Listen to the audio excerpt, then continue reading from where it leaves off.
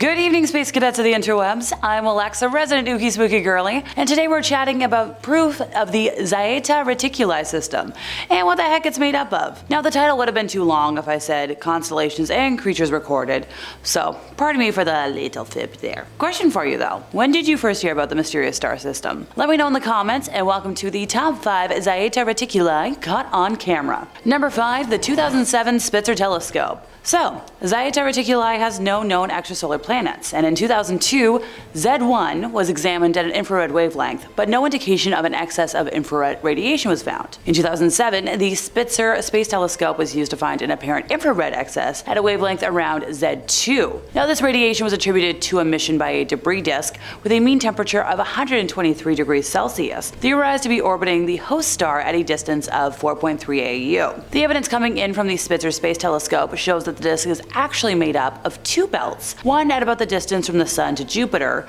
the other at around 1.5 to 2 AU. So think of Mars and the asteroid belt in our own system. If planets did form here, we could certainly wind up talking about some interesting orbital mechanics, but the evidence is hardly complete. According to experts, typically when astronomers see gaps like this in a debris disk, they suspect that a planet has cleared the path. However, given the presence of the diskless pair of stars sitting 50 AU away, the inward migrating dust particles are likely subject to complex time-varying forces, so at this point the existence of a planet is kind of just speculation. As to the gravitational perturbations of the second binary pair, this type of perturbation can pump up eccentricities and inclinations of particles, and cause particles to be trapped in mean motion resonances, as was likely the case for the Kuiper belt objects under the influence of the giant planets and possibly a close encounter by a passing nearby star. Periodic stirring of planetesimals in the outer disk around HD 98800b by the A pair could be responsible for generating copious amounts of dust. HD 98800b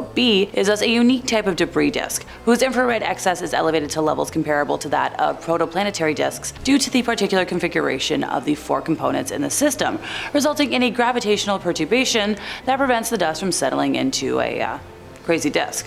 Number 4, the Herschel Space Observatory. So in 2010, this observatory, a telescope with a comparatively superior spatial resolution, and unlike Spitzer, able to resolve radiation excesses beyond the wavelength of, the limitations of Spitzer, determined the infrared excess as coming from a 2-lobed structure that looks like a debris disk seen edge on. Now, this debris disk was interpreted as an analogy to the Kuiper belt, with a semi-major axis of 100 AU and a temperature of around 30 to 40 K. Number 3, gray alien reports. Yes, I'm aware this is a controversial series of videos, but I truly believe there's enough to prove the validity of the clips, and makes sense for this. So a very curious video showed up on the interwebs back in 2011, showing a collection of leaked videos that allegedly shows an alien being interrogated by some government agency, possibly the KGB. So if I go missing tomorrow, y'all know why now. Or I could just be cold, it is that time of the year. An alien that looks like a typical gray type entity is shown being interviewed and examined, supposedly as some sort of diplomatic exchange. Now, the creature is described as being from, yep, you guessed it, Zeta Reticuli, sent as part of an envoy to discuss matters of mutual concern. According to the videos, the aliens would be escorted by special officers and only meet with high-ranking officials. Although several aliens are claimed to have been present, the one most prominently featured has been given the nickname Skinny Bob. Now, the alien appears as a very thin, slouched-over figure with an oversized bald head, slit-like mouth, large eyes that seem expressive and blink, and claw-like hands. No thank you. There's apparently a whole series of interviews conducted with the creature between 1942 to 1969, although only a few clips have managed to get leaked out. Now, the most well-known clip, I'm sure we've all seen it, simply shows Skinny Bob sitting at a table, apparently in a telepathic interview, after which we see footage of the alien from head to toe, showing its disproportionately long arms and overall build. After that, there's a, clip of it within a pool of some sort of liquid where it would supposedly sleep. According to the videos, the aliens were often filmed without their knowledge or agreement, with document 072E supposedly describing an incident in 61 where 3 of the beings realized they were being secretly filmed by a hidden device, which was a violation of their agreement. Now, there was a treaty that stipulated that photographs and filming of the entities would not be allowed unless specific permission was given. While the clips that we've seen before are, very well known and widely available, there were allegedly other clips that have since been taken down, such as that of the alien spacecraft and another of an autopsy being performed on a dead specimen at the base. And now, I will admit there have been many assumptions that this footage footage was faked, but let's review the evidence here. The budget to pull off this sort of high-quality costuming and filming would have been insane, and nobody's claimed responsibility or tried to monetize the footage in any way. Many folks that work in CGI, like experts in the field, have studied the footage and agree that if it was fake, it's the work of a studio with a big budget, so they would have claimed it. Trust me, we all know studios like to claim what they're working on, and sometimes they just write it off to make a tax credit, but they'll claim it first. Number 2, Betty Hill. Yes, I know, I said I'd be talking specifically about Zeta Reticuli specifically, but don't worry, I will get to it. This is an abduction that is worth talking about. So, Betty and Barney were a married couple that lived in Portsmouth, New Hampshire. Barney was employed by the United States Postal Service, while Betty was a social worker. They were active in local congregations,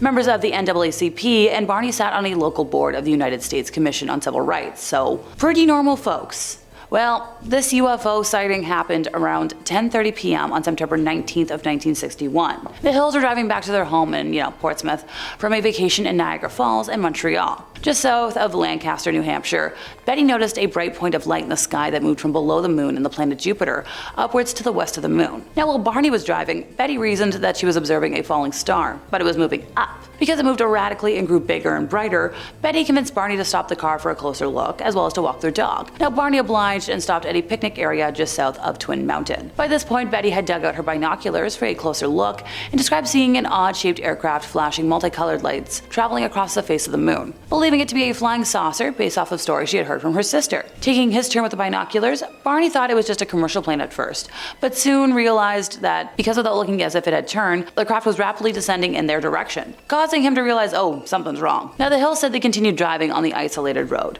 moving very slowly through Franconia Notch in order to observe the object as it came even closer. At one point, the object passed above a restaurant and signal tower on top of Cannon Mountain and came out near the Old Man of the Mountain. Betty testified that it was at least 1.5 times the length of the granite cliff profile, which was 40 feet long, and that it seemed to be, rotating. At one point, the object descended rapidly towards their vehicle, causing Barney to stop in the middle of the highway. The huge silent craft hovered around 80 to 100 feet above the Hills' 1957 Chevrolet Bel Air and filled the entire field of view in the windshield.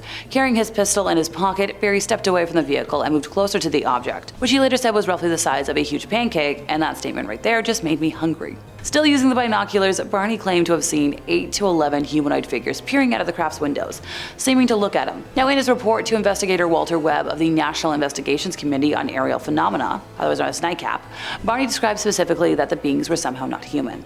In unison, all but one figure moved to what appeared to be a panel on the rear wall of the hallway that encircled the front portion of the craft. The one remaining figure continued to look at Barney and communicated a message telling him to stay where they were and keep looking. Now, Barney had a recollection of observing the humanoid forms wearing glossy black uniforms and black caps. Red lights on what appeared to be bat wing fins began to telescope out of the sides of the craft, and a long structure descended from the bottom. The silent aircraft approached what Barney estimated was within 50 to 80 feet overhead and around 300 feet from him. Now, not arriving home till dawn, the Hills stated that they had some odd sensations and impulses they couldn't explain. Now, extremely confused, they tried to reconstruct what exactly happened the night, the day after, but their memories were incomplete and fragmented. After sleeping for a few hours, Betty awoke and placed the shoes and clothing she had worn during the drive in her closet, observing that the dress was torn at the hem, the zipper, the lining, and later noted a pinkish powder on the dress. Now, over the years, 5 different laboratories have conducted chemical and forensic analyses on said dress. Now, this wasn't the only damage to items in their possession. Barney said that the leather strap for the binoculars was torn, but couldn't remember how. And the toes of his best dress shoes were scraped, and their watches were broken and no matter what, never worked ever again. There were shiny concentric circles, similar to the rings one would find on a tree trunk on their car's trunk that had not been there the previous day. Now, Betty and Barney experimented with a compass, noting that when they moved it close to the spots, the needle would whirl rapidly. But if they moved it a few inches away, it would go back to normal. 10 days after the UFO encounter, Betty began having a series of vivid dreams, which continued for 5 successive nights. She stated that she experienced them with a degree of detail and intensity that she never had before. Now, after the 5th night, they stopped and never occurred, although they occupied her thoughts during the day. Now, before I completely lose anyone, Betty was able to draw a detailed outline of the Zeta Reticuli system from memory, and this was so many years before the system was scientifically mapped out in the 2000s. Determined to recover their lost memories, the Hills opted to partake in hypnosis sessions. Barney recalled driving the car away from the UFO, but afterwards he felt compelled to pull off the road and drive into the woods, eventually spotting 6 men standing on the dirt road. The car stalled and 3 of the men approached the car, telling Barney not to fear them. He was still anxious, however, and he reported that the leader told him to close his eyes. Well hypnotized, Barney said, "I feel like the eyes had pushed into my eyes," a statement he would repeat each session. Crazy. Number 1. Project Serpo.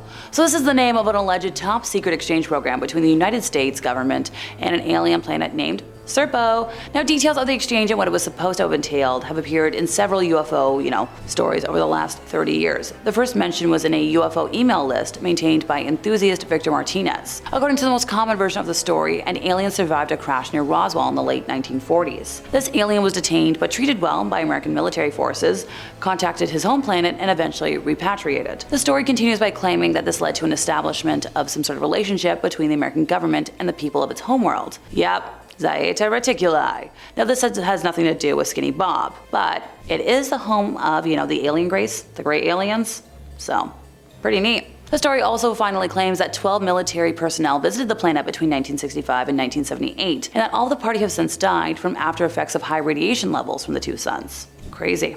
And that brings us to the end of our time, and I think I'm digging out my high school telescope tonight to see what I can find in the night sky. You never know. As it gets colder, you can see more.